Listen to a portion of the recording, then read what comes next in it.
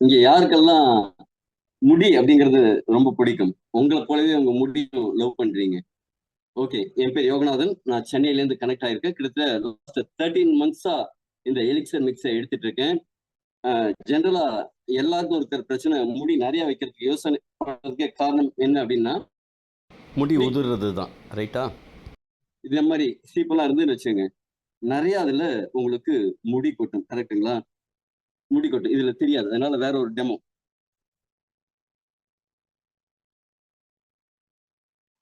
இந்த சீப்பு இருக்குல்ல, பார்த்திருக்கீங்கல்ல?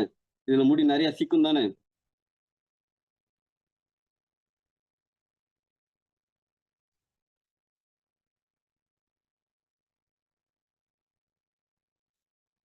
நல்லா கழச்சு விட்டு வர்றேன் உங்களுக்கு. நல்லா காமிக்கிறதுக்காக. இப்படி வாரினா சீப்ல ஜெனரலா முடி நெறைய தானே இருக்கணும். பாருங்க 0 hair fall. 0 hair fall.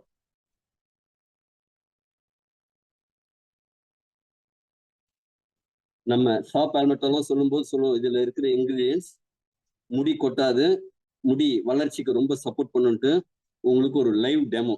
Thank you very much.